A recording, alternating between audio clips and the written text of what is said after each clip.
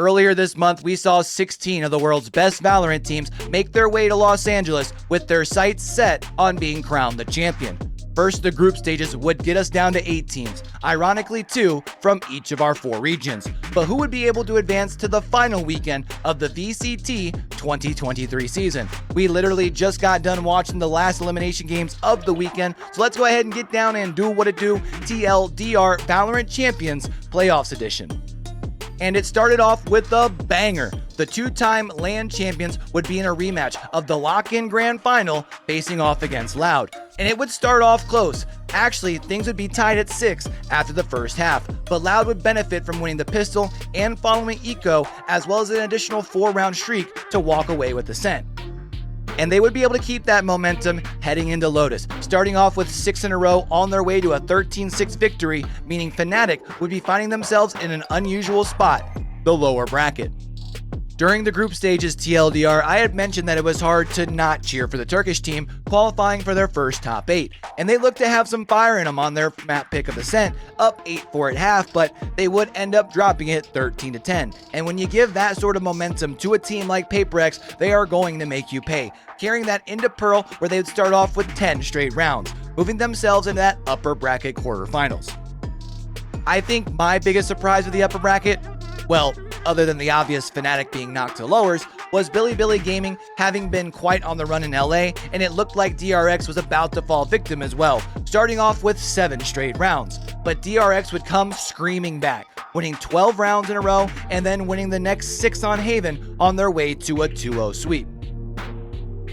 Evil Geniuses, the body-shooting villains of VCT, were off to a slow start in the playoffs, losing the first 7 rounds on split, able to bounce back, forcing the overtime that Edward Gaming would win quickly with just 2 rounds. After that though, EG actually started playing, winning both Ascent and Pearl by a score of 13-5.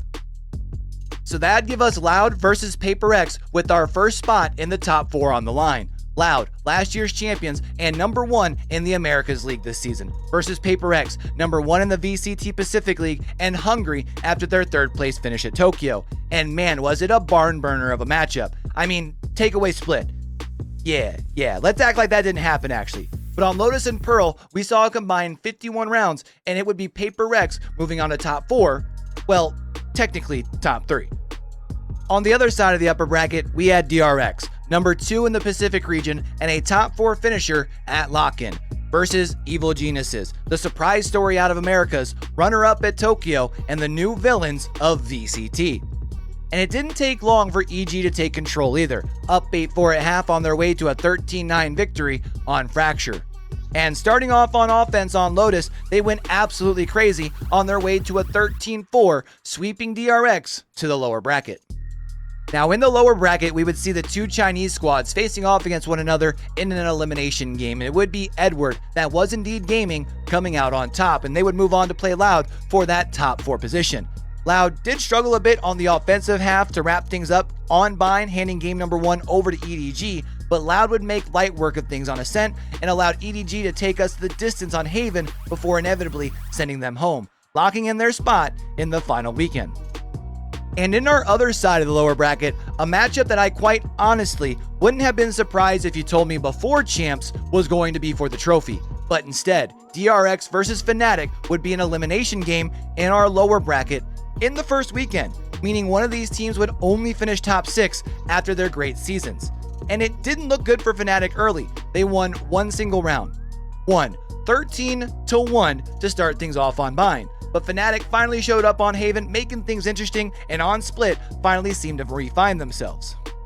And while they may have already used their extra life in the bracket, Fnatic is still alive and looking to go back to back in historic fashion, and going to be meeting Loud for yet another rematch of this year's lock-in grand finals, which is going to leave us with this as our remaining bracket. And it all kicks off this Thursday with Paperex and Evil Geniuses looking to lock in their spot in the grand finals. We'll be watching as much of the final weekend over here with the community as possible, at least as much as my casting schedule allows. And if you made it this far in the video, fam, I need to ask y'all a huge favor. Let me know who you think is going to be walking from LA as the champion. If y'all have been through over here on the channel before, been coming through and hanging out for the watch party, y'all won't be surprised. I'm definitely pulling for EG. I love the Demon 1 story. I love the villain story, but let me know in the comments who y'all think is going to be taking home the trophy, because those comments, along with those likes that y'all are about to leave down that bottom right-hand corner, those are the two things that lets YouTube know that y'all enjoyed the content, and they should be putting your boy's stuff in front of more people, all right? And make sure y'all subscribed as well. That way we were chasing down for that first 500.